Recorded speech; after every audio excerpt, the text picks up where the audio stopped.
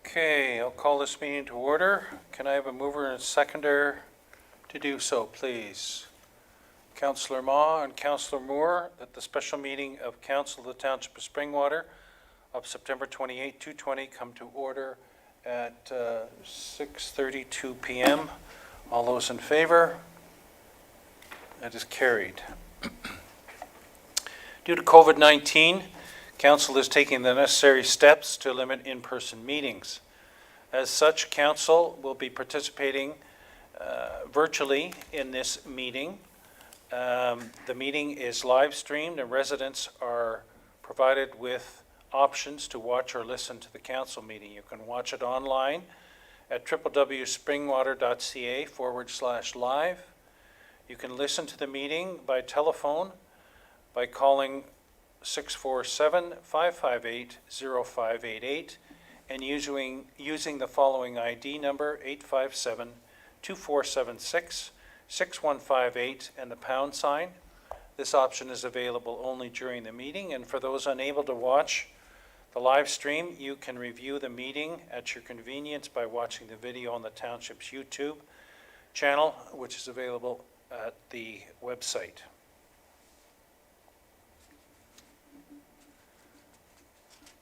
Are there any disclosure of pecuniary interest, Council? There are none, it appears. So, can I have a mover and seconder to call this public meeting to order? Councillor Ritchie, Councillor Cabral, all those in favor?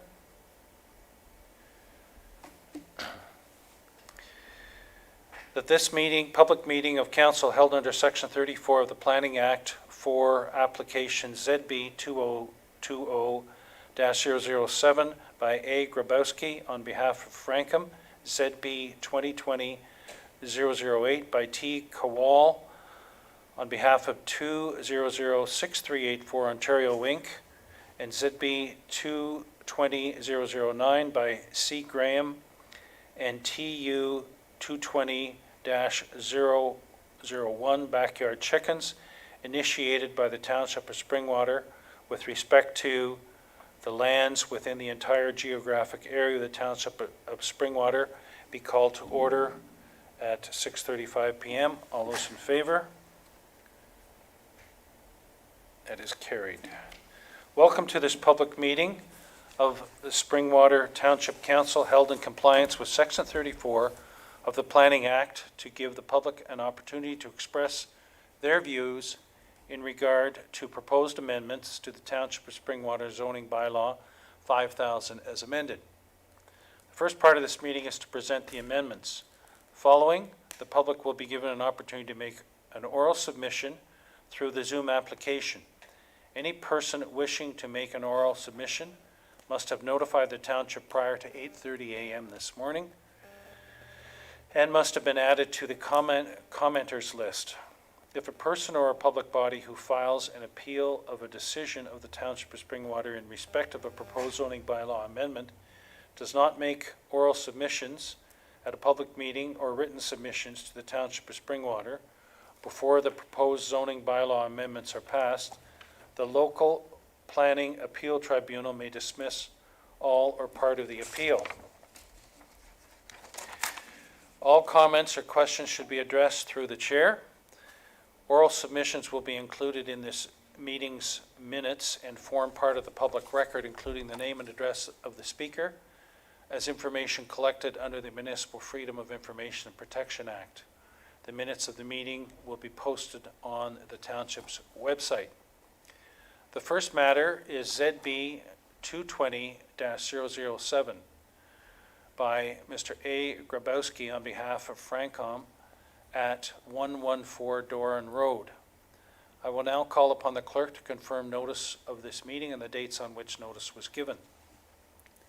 Notice of this public meeting was mailed on the 31st day of August 2020 to the owner of the subject lands and to the assessed owners of 13 properties in the Township of Springwater within 120 meters of the area to which the proposed amendment would apply, and to all persons and public bodies as prescribed under the Planning Act and its regulations.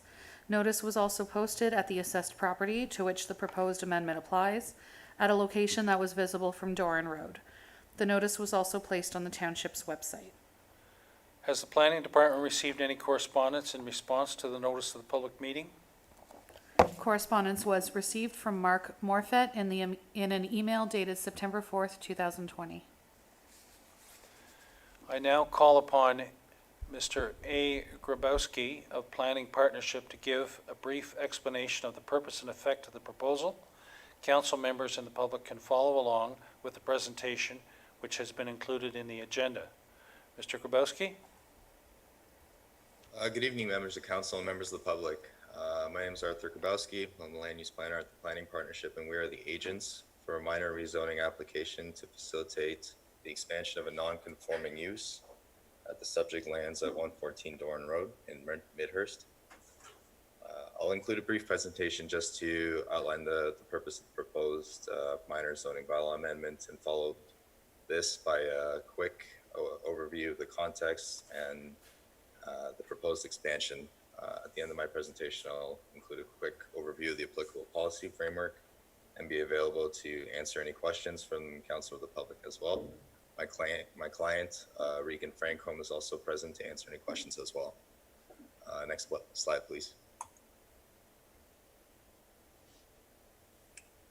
So, as mentioned, the site is located on the north side of Doran Road, just east of Peel Road in Midhurst, as shown on this image on the slide.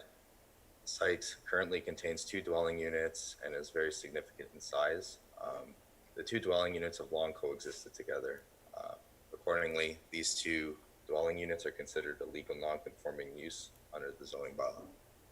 For clarity, this condition exists when a use of the land or building is not permitted under the township's zoning bylaw, but was permitted under a previous bylaw.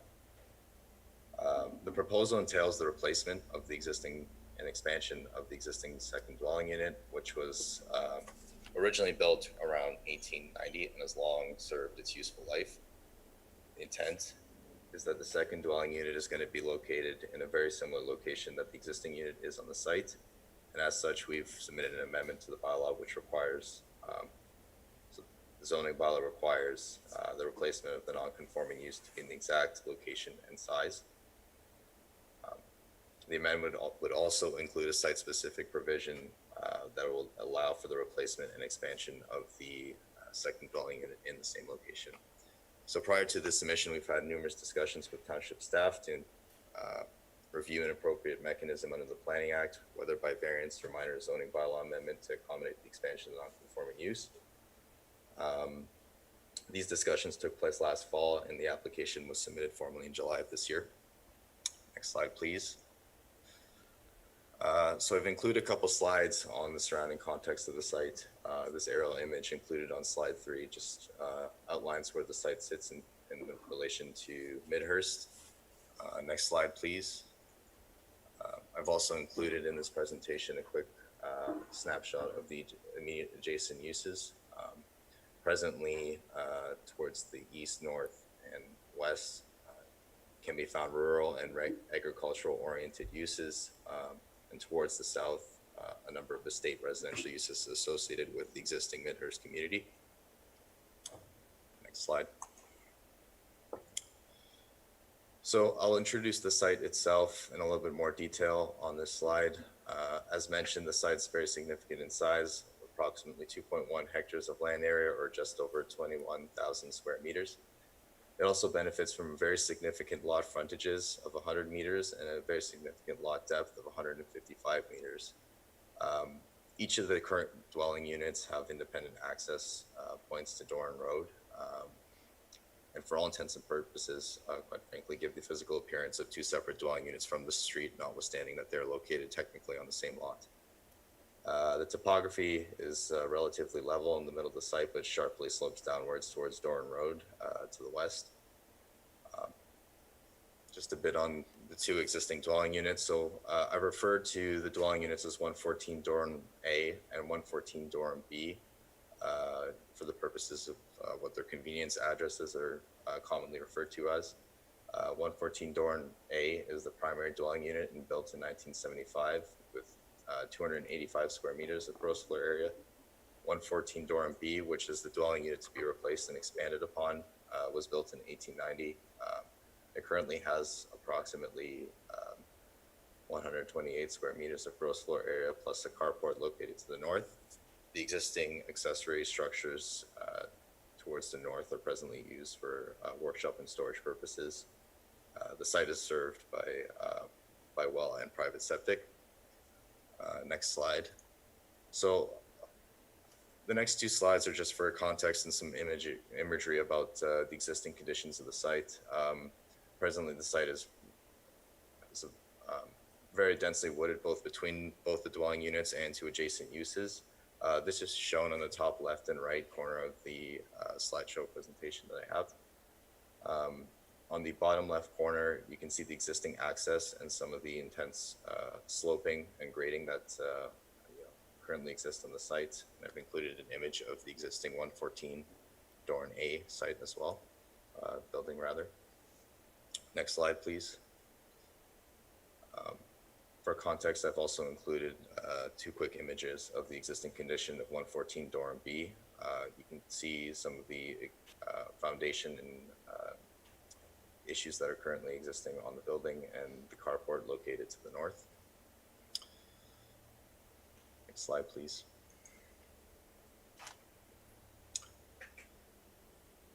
So as part of the amendment that we've submitted, we've included a preliminary site plan and floor plan just as a scheme for the replacement and expansion of 114 Durham B. Like I said, the intent was to keep the footprint of the expansion to be as closely as possible to the existing dwelling unit while maintaining existing setbacks to adjacent uses and the front lot line. Again, the design of the site plan by our architect was primarily driven by the existing conditions and grading of the site, which again slopes by about 3 meters from the where the existing building sits to about halfway to the front lot line.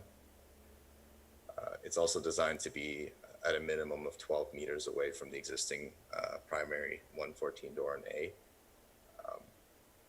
Towards the right is an example of the floor plan, the main floor plan. That's conceptual in nature and designed for the purposes of the minor zoning bylaw amendment application.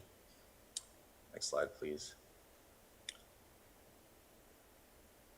So as you can see here, this is a little bit more clearly showing like how the site will function in the future. Should the expansion be approved.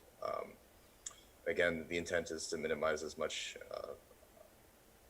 it will also minimize as much loss of vegetation as possible by locating in the existing location. We've also included conceptual septic design, which is intended to be in compliance with all building code requirements with respect to setbacks. Again, this is driven, the septic location is also driven by the heavy grading towards Storm Road. Just jumping through slides 10 and 11, we've included preliminary elevations for the purposes of discussion for this public meeting. Again, you can see the heavy grading and how towards the driveway to the east, you can see that it's about 6 meters in height, rising to up to 10 meters as an outright maximum. This would still be in keeping with the zoning bylaw, which permits up to 11 meters within the zone. If I could jump to slide 11 is another preliminary elevation, but if I could jump to slide 12 relating to the existing official plan and secondary plan, I can outline a little bit of the planning context and then open it up for questions. So the site is currently designated Midhurst Village in the official plan, which is intended to currently identify the residential uses in the Midhurst Village. The Midhurst Village typically has quite large residential single detached lots with significant buffering between lots.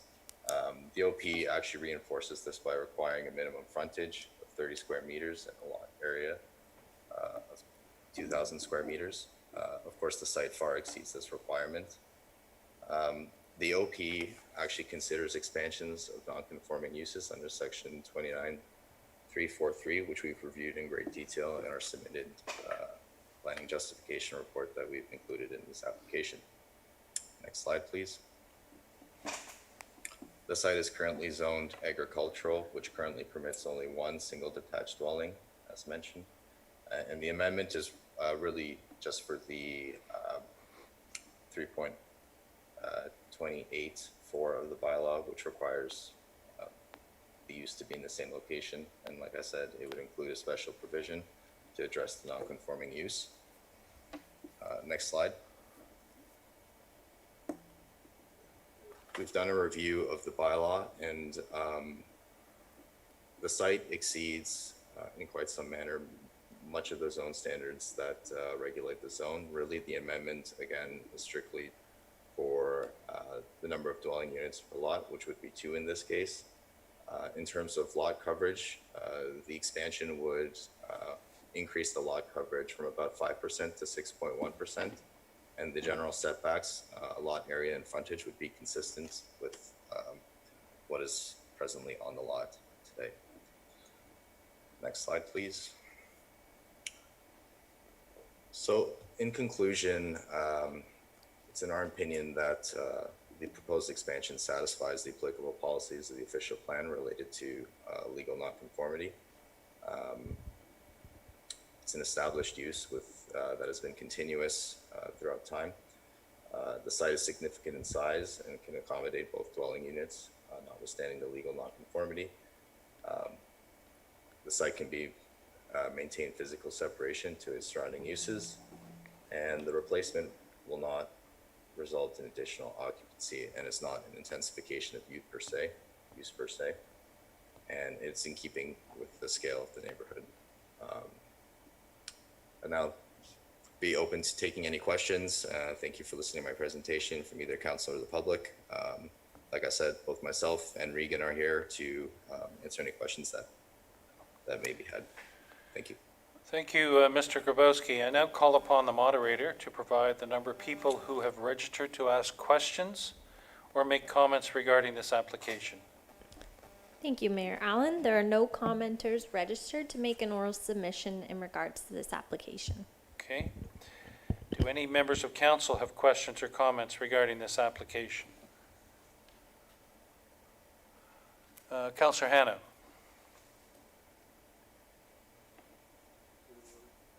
Thank you. It was stated at the beginning that there was a resident had submitted a correspondence. I've never received it. I don't know if anybody else got it, but if we didn't, could we please hear what that is? Is that permitted? Okay.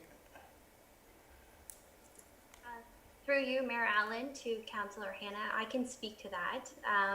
There was an email correspondence that came in seeking for additional information on the application. I responded to that email and there was no further correspondence after that. Thank you. Is it possible for us to know what that correspondence included, or would that be appropriate? I don't see why not. I believe all of that correspondence is saved in the file and should be available to you. I can refer to the clerk to determine the process. Clerk Ainsworth? Thank you. The correspondence is not included on the agenda, but we can provide that to council. Okay. Deputy Mayor Coughlin? Thank you, Mayor Allen. I have a couple questions about the use of the property, I guess, for you to our planning department. On slide, I believe it was, 13 out of 16, it showed that there was actually a divisive line through the property, and I'm curious as to why there's a permission of, I know that the developer or the planner is suggesting that this is a similar house being built as to the one that's being taken down, but why are we permitting this if it's not going to be a division of 2 properties? And it looks like is there 2 driveways? Is there 2 wells? I know it speaks to an additional septic, but if I can have the driveway, why it's not a severance, and also a well answered, please. Planner Lisk? Through you, Mayor Allen, to Deputy Mayor Coughlin. I believe there are two separate wells and septics on the property that would have coexisted when the two houses were built. The first house was built 1890, and that's the old farmhouse that they're planning on demolishing and building. The other house was built, I believe, in the 70s. Again, it would have its own well and septic. I also believe they do use a shared entrance onto Doran Road, so there is a shared driveway there for the actual entrance onto Doran, and then it kind of goes to the two houses. There's no application for a severance at this time. If an application were to come out in the future, staff would obviously have to review any planning policies at that time, and it would go through a formal circulation and to the Committee of Adjustment for a decision on any severances. I hope that answers your questions. If you have more, I'd be happy to answer. Thank you. Yes, and for our chat feature, it was indicated there is only one well for these two residents. I'm not sure if that's an issue. On top of that, I understand that if it would be possible to have DCs spoke to, well, it suggests that there would be no further occupancy. This house, I don't know what the square footage is, but it looks like it could house 3 times the amount of people. I mean, we're going from a 1-car garage to a 3-car garage. I'm just curious as to whether there's DCs applicable to this property, and also being agriculturally zoned, does that have the same DCs moving forward? That was great, thank you. Planner Lisk? Through Mayor Allen to Deputy Mayor Coughlin. I believed with development charges, as long as the house is rebuilt within 5-year demolition permit, development charges are not applicable. But however, I would confirm that with the finance department, if anybody is online from department. With regards to the agricultural zone, the development charges would be based on a residential unit. That wouldn't be anything different. Again, the finance department, if anyone's online to answer that, that would be helpful. C.L. Schmidt? Thank you, Mr. Mayor, and through you to Deputy Mayor Coughlin and members of council. So with respect to development charges, the development charges bylaw includes a section, section 12.1 actually, which indicates when development charges would not apply. And one of the conditions is that the permitting of the enlargement of an existing dwelling unit. So again, not having full information on this application, I think I'd have to take a further look at it, but upon first review, it looked like DCs would not be applicable. It's just simply a replacement dwelling. But again, I would need to confirm that with staff. And so further review would be conducted before I make a final decision on whether development charges are applicable or not. As for the agricultural versus residential, it's more, the zoning doesn't necessarily dictate development charges, it's more the use. And so residential use would typically dictate development charges. So hopefully that answers your questions. Okay. Follow on Councillor, or Deputy Mayor Coughlin, and then Councillor Moore. Thank you, yes. And then I guess I'd just be curious as to the history of the property. The way that I'm assuming, and I'm making an assumption, I'd rather be making a decision based on facts, but there was an existing home, same age as the home I live in, and then there was another home built, and typically when, I mean, we've had applications come forward where they build a second dwelling, then the intent is to demolish the existing dwelling, so there's only one dwelling on the property. However, for some reason, there's grandfather that there's 2 dwellings on this property. So when the second dwelling was built, which I guess is 14A now, was that applicable to DCs? Because the way I look at it, there's now 2 dwellings on a property where there used to be 1. And I will, sorry for taking up the floor, the rest of council. Planner Lisk? Through you, Mayor Allen, to Deputy Mayor Coughlin. I understand your question. I looked into that when this request came in. Now, there was nothing on file about when the second house was built in the 70s. Obviously, that predates amalgamation, the Township of Springwater, so our rights may be limited with regards to that. So I don't know if CEO Schmidt can comment on development charges in the 70s or not. But it is something that we can look into for you. I will say that we are not making a recommendation tonight. My report will follow at a later council meeting, and all of your questions will be addressed in that report. Thank you. Thank you. CEO Schmidt? Thank you, Mr. Mayor. Through you to Deputy Mayor Coghlan. So development charges were not in effect back in the 70s. I believe, I'd have to double check the date, but I believe it was in the 90s when the Development Charges Act came into play. So previous to that, it was known as lot levies. And again, we would have to go back and check whether or not lot levies were paid on that particular dwelling in the 70s, which I'm sure we probably don't have that information. But at any rate, again, development charges would not be in effect at that back in the 70s. Councillor Moore? Thank you, Mayor Allen. Just curious that when we do see applications like this come forward, normally we don't allow a second residence, like Deputy Mayor Coghlan was saying, on one property. So I'm just trying to understand that if they demolish the older home but leave the foundation, is that the plan so that it's not actually considered building a new home? It still has some of the old home there? Is that how they are allowed to do this? I'll start with Planner Lisk. Thank you, Mayor Allen. To Councillor Moore, under the Township zoning bylaw, you can replace a non-conforming use. In this case, it would be the second dwelling. Now, that replacement needs to be in the exact same location, the same size, the same height.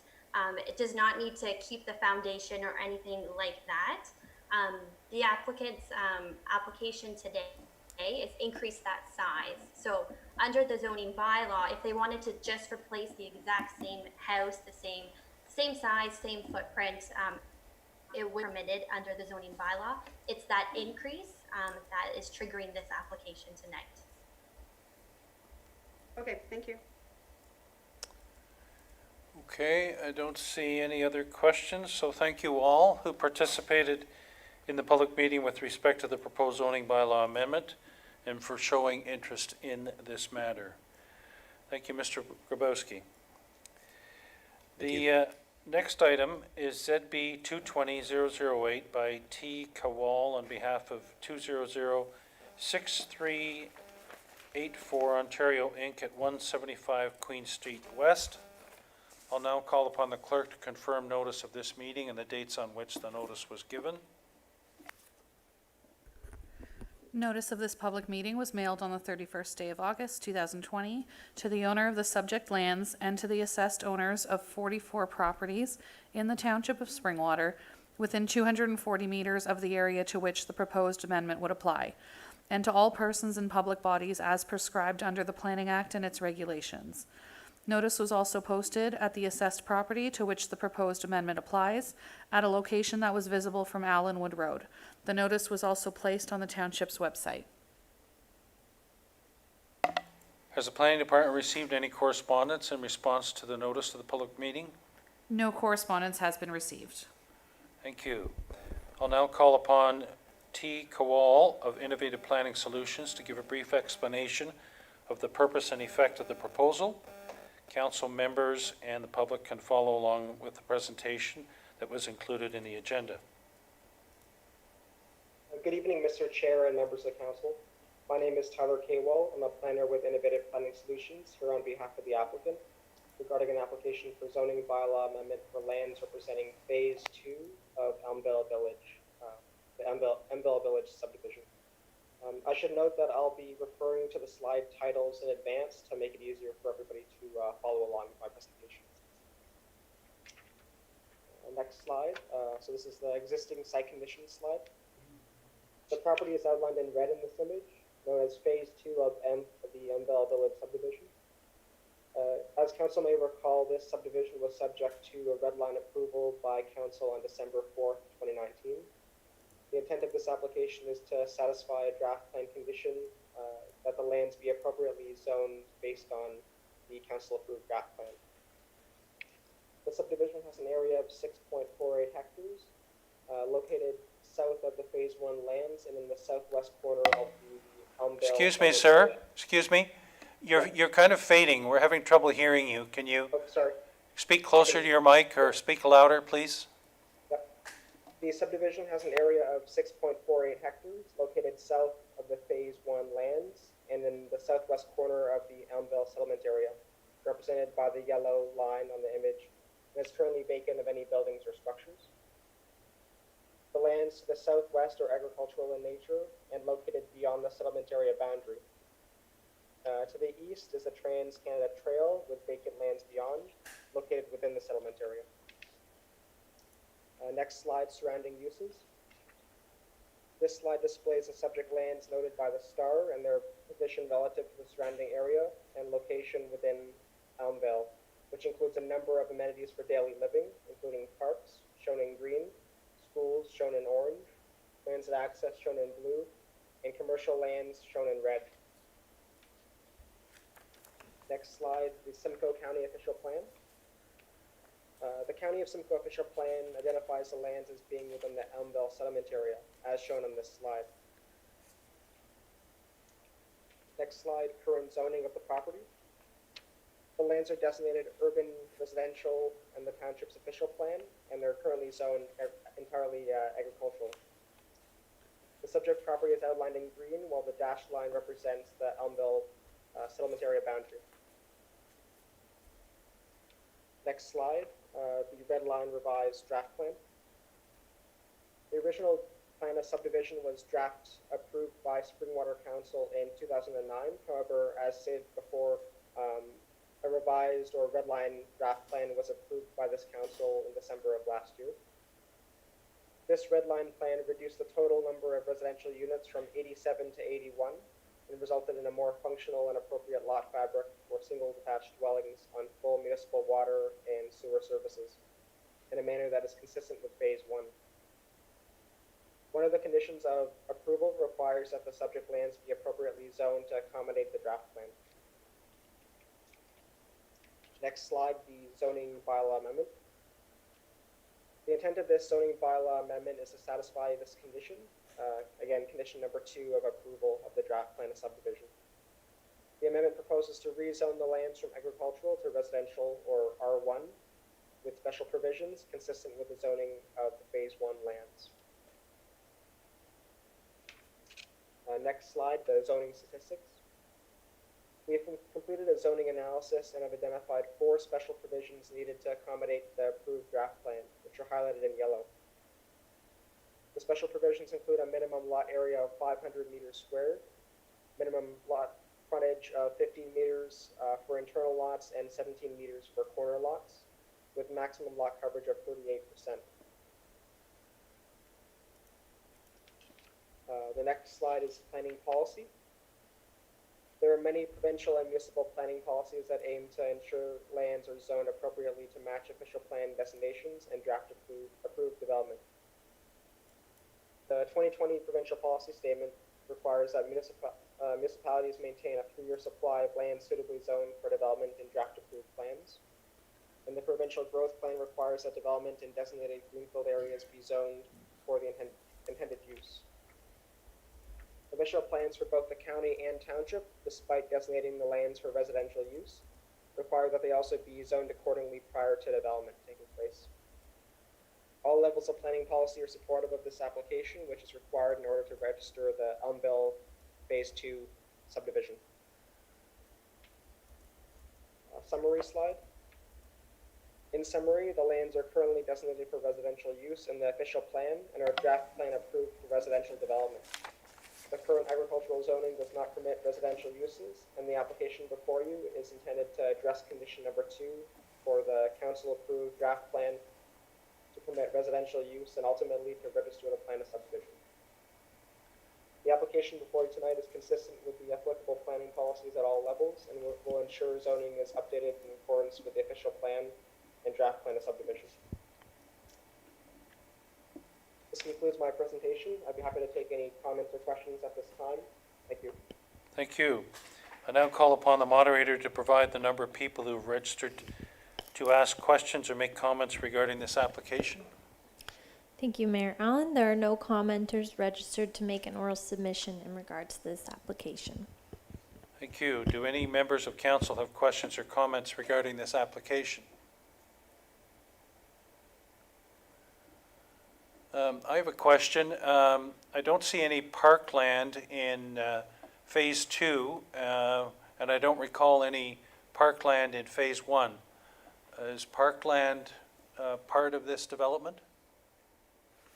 From what I understand, parkland is not provided as part of the phase 2 of the subdivision, but I do recall, I think there is existing park space close by, but closer to the phase 1 lands. There's parkland close by or in Phase 1? I don't have the, I think it's existing near in proximity to phase 1. I don't recall that there's parkland as part of phase 1. I think it's just important to note that at this stage we're at the rezoning stage and that the lands are already draft plan approved for development. So the draft plan you see tonight has already been approved by council, of course. It's just the rezoning, so it's not a matter of lot fabric essentially. So Director Spagno, can you clarify the consideration of parkland with respect to a development like this?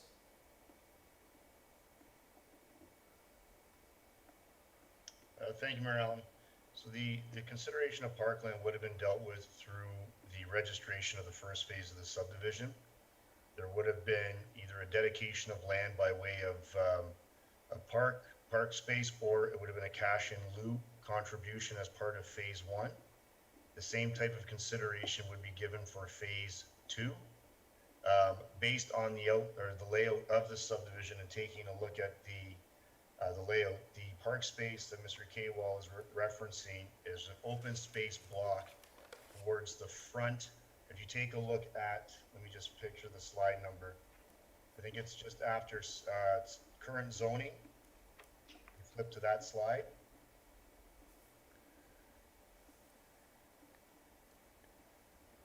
You'll notice that there's a number of blocks that have an OS zone classification. And those zone classifications reflect open space. You'll notice that there's an open space zone right next to a CH19 zone. Yes? And that there's an open space zone immediately to the east. That is the existing park block that I believe Mr. Kaywall is referring to. And in addition, it was my understanding that the rail trail component of the draft plan was also once under the ownership of the developer, which was also conveyed to the municipality for a trail connection. So will there be parkland or cash in lieu of? There would have to be either a dedication of the trail that was provided as part of phase 2 or cash in lieu. But as part of the previous subdivision approvals, there was dedication of the trail that was under the ownership of the developer. And that was done, and that was considered to be appropriate for parkland dedication on the basis that that open space block is located farther to the east. For both Phase 1 and Phase 2? That's correct. Okay. Council, any other questions, comments? Okay. Thank you to all who participated in the public meeting with respect to the proposed zoning amendment and for showing interest in this matter. Next, we move on to ZB 220-009 by C. Graham at the property having frontage on Patterson Street.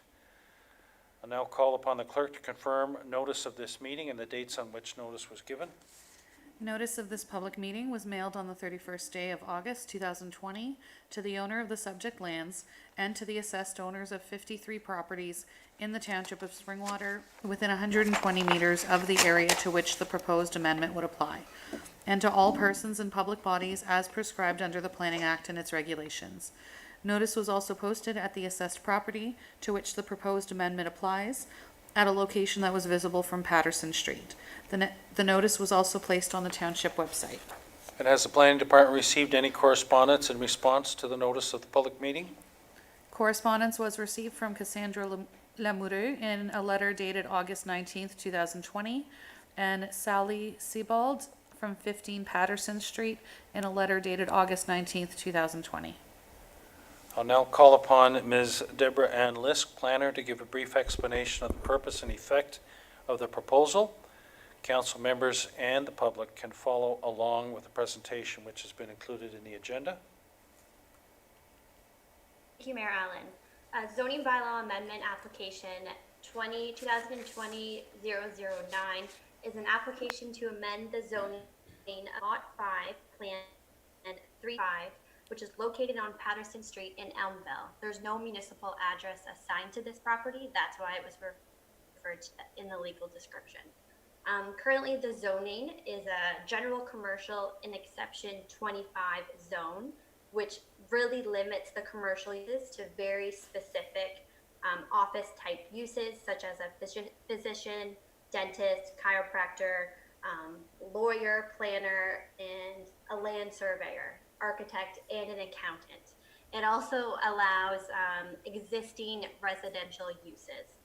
The proposed amendment today would provide a new exception to the property to allow just a general business and professional office.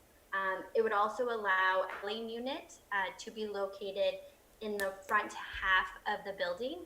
Currently, the zoning bylaw allows dwelling units with commercial uses, but it has to be located in the rear half of the building. So this proposal will allow a portion of that dwelling component to be located in the front half of the building. So it's very specific to the applicant's proposal. The proposed building will have an office location for the applicant's business, which embodies plumbing and electrical. The commercial professional office will have a separate entrance from the dwelling unit. The purpose of this meeting is just to gather comments. Staff will be providing a recommendation report at a later council meeting. The applicant is also available online if you have questions for them. Thank you. Thank you, Ms. Lisk. I'll now call upon the moderator to provide the number of people who have registered to ask questions or make comments regarding this application. There are no commenters registered to make an oral submission in regards to this application. Do any members of council have questions or comments regarding this application?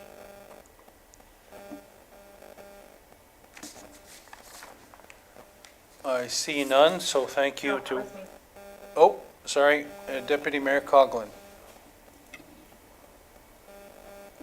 Thank you, Mayor Allen. I think that this is great for Elmville.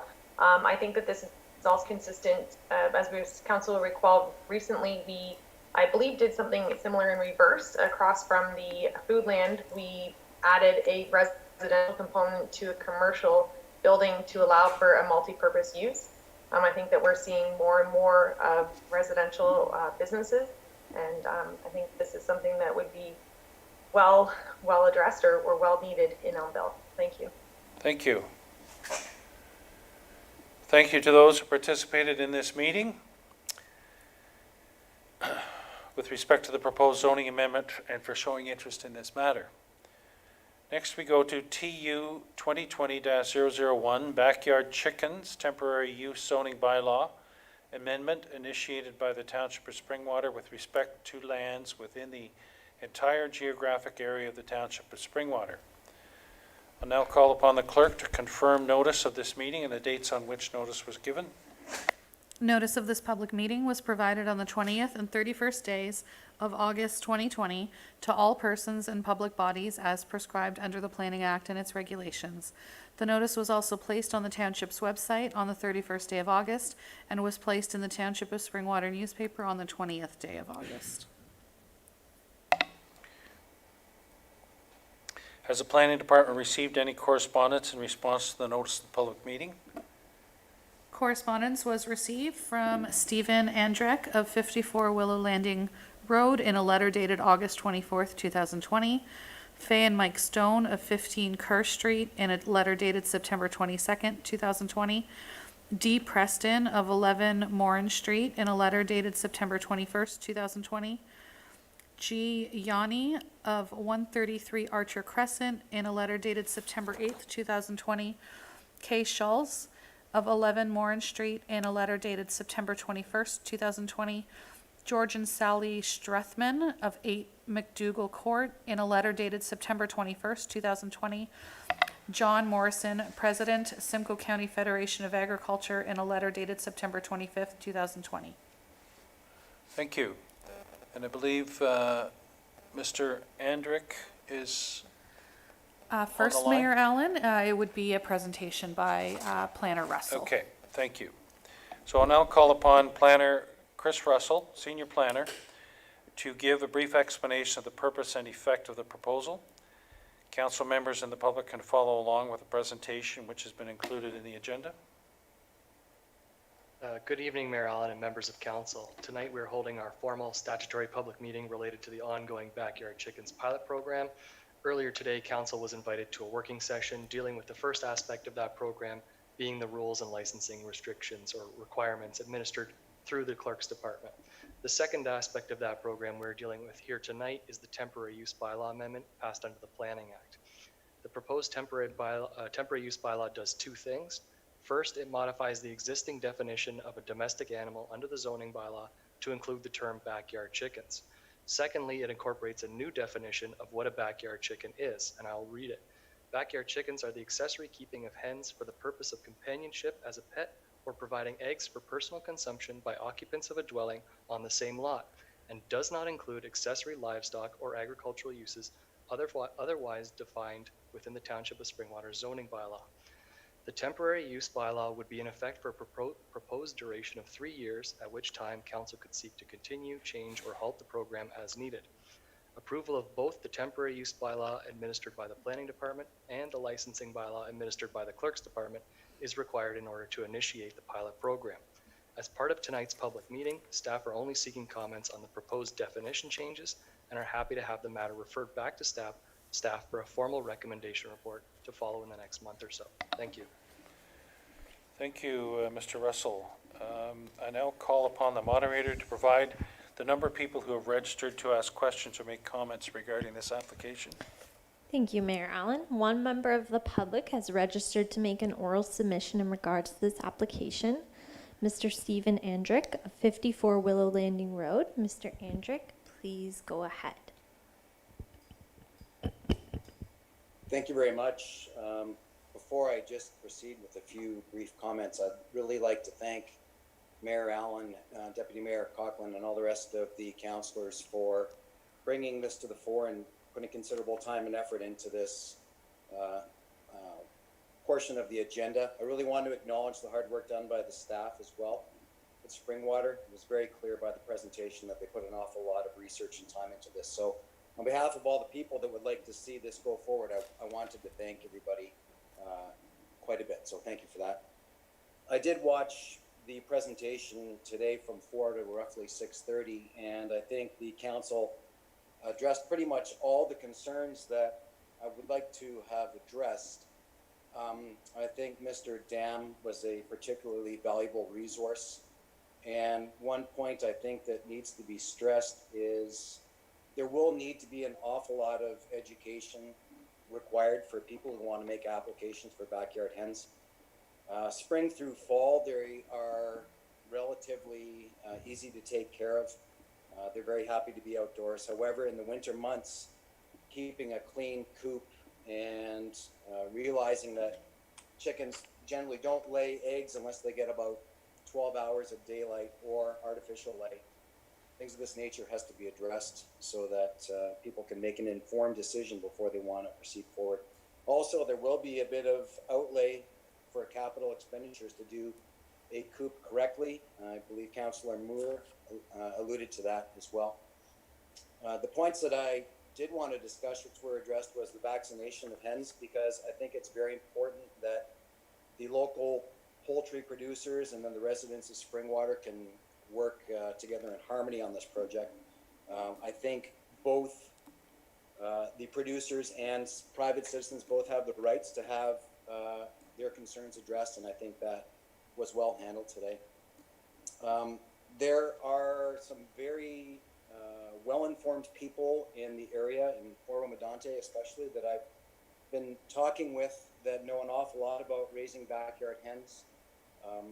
When the time comes, I would be more than happy to put some work into perhaps pooling some information, and with other people's permission, perhaps get some references that applicants could reach out to get some accurate information to see if they would like to actually proceed with backyard hens. But I guess we can leave that to the point where this proposal actually is brought into an amendment to the bylaw or not. But that was initially just my comments. Most of all was a thank you to everyone for all their hard work. And then again, to reiterate that there's a lot of education that has to be done. It's really not as easy as a lot of people think, especially for the winter months. So thanks to everyone, and if I can help in any way, please let me know. Thank you, Mr. Andrick, for your comments and interest, and for your offer of assistance with education and sharing your experience. I'm sure we will be following up with you. Do any members of council have questions or comments regarding this application? We talked about it pretty thoroughly earlier and had a very productive meeting. Thank you to all who participated in this public meeting with respect to the proposed zoning amendment and for showing interest in this matter. Can I have a mover and a seconder for adjourning this public meeting? Councillor Cabral and Councillor Moore, that this public meeting held under Section 34 and 39 of the Planning Act, RSO 1990 CP 13, as amended for applications, zoning bylaw amendment application ZB 220-7 by Arthur Grabowski on behalf of Paul Frankham, zoning bylaw amendment application 220-8 by Tyler Kwal on behalf of 2006384 Ontario Inc., zoning bylaw amendment application 220-9 by Cindy Graham, and temporary use bylaw application TU 2020-1 does now adjourn at 7:25 p.m. All those in favor? Oh, Clerk Ainsworth. Mayor Allen, once this motion has been dealt with, if I can make a comment, please? Yes, please. All those in favor? That is carried. Clerk Ainsworth. Thank you. If I could request a brief recess, I do have to consult with Director Spagnol on the next motions. If I may request a Okay. recess for 2 minutes. We'll have a brief recess and come back here at 7:30. Thank you. And members of council, we are unable to mute the stream, so please be mindful of any noises or discussion. They will be heard by the public. Thank you.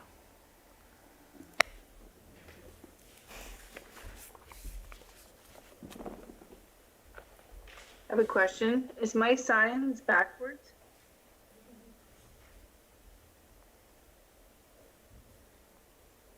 Only for you on your screen. Oh, You're good.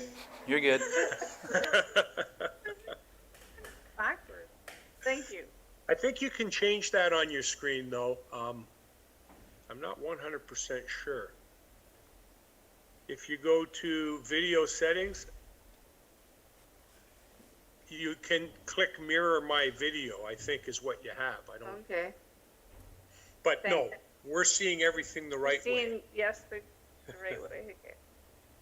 all except for, Seeing yours the right way, and I'm like, am I backwards? Which is fine. Thanks.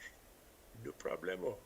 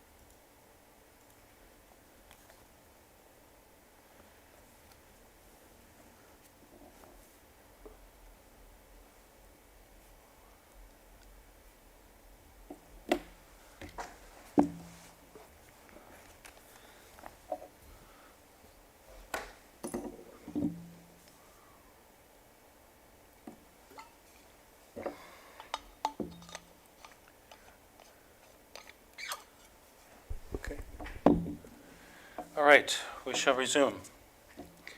All right, so we're addressing resolutions with respect to these meetings we've had tonight. So can I have a mover and a seconder with respect to the first one? Deputy Mayor Coughlin and Councillor Cabral. That council, having held a public meeting in accordance with Section 34 and 39 of the Planning Act, RSO 1990 CP13 as amended, on a zoning bylaw amendment application ZB 220-7 by Arthur Grabowski on behalf of Paul Frankham, having noted correspondence and input received, direct that the application be referred back to staff. All those in favor? That is carried. Next one, can I have a mover and seconder, please? Councillor Ma and Councillor Moore. That council, having held a public meeting in accordance with Section 34 and 39 of the Planning Act, RSO 1990 P13, as amended on a zoning bylaw amendment application ZB 220-8 by Tyler Kaywell on behalf of 200-6384 Ontario Inc., having noted correspondence and input received, direct that the application be referred back to staff. All those in favor? That is carried. Mayor Allen, Deputy Mayor Coughlin is requesting to speak. Deputy Mayor Coughlin. Thank you, Mayor Allen. Just a question as to why that application is being referred back to staff. I understand what the previous one was, but I thought that one was moving to public meeting. Clerk Ainsworth. Thank you. May I defer that to Director Spagnell, please? Thank you, through Mayor Allen to Deputy Mayor Coughlin. The reason for the resolutions referring it back to staff is so that there can be a planning analysis and a recommendation report based on the policies for council's consideration. Normal process is that after a public meeting, the staff, the resolution goes back, staff writes a report, does a review of the policies, and then comes back with a recommendation based on the ability of the application to meet the policies. That would be standard process for public meetings and dealing with zoning bylaw amendments on the Planning Act. Thank you. My apologies. Okay. All those in favor? That is carried. Mover and seconder for the next one, please. Councillor Moore and Councillor Ma, that council, having held a public meeting in accordance with Section 34 and 39 of the Planning Act, RSO 1990 CP13 as amended, on a zoning bylaw amendment application ZB 220-9 by Cindy Graham, having noted correspondence and input received, direct that the application be referred back to staff. All those in favor? It is carried. And a motion for the final one, please. Mover and seconder. Councillor Cabral, Councillor Ritchie. That council, having held a public meeting in accordance with Section 34 of the Planning Act, RSO 1990 P13, as amended on a temporary use bylaw application TU 220-1, having noted correspondence and input received, direct that the application be referred back to staff. All those in favor? Carried. And confirm and adopt the bylaws, please, mover and seconder. Deputy Mayor Coughlin and Councillor Ma, that the bylaw 220-072 to confirm and adopt the proceedings of council at the special meeting held September 28, 220 listed herein be signed and sealed by the mayor and clerk. All those in favor? That is carried. And a mover and seconder to adjourn, please. Councillor Ritchie and Councillor Moore, that bylaw that the special meeting of the Township of Springwater does now adjourn at 7:35 p.m. to to meet again in regular meeting on October 7, 2020 at 6:30 PM in the council chambers, Admin Center, Minising. All those in favor? That is carried. Thank you and good night.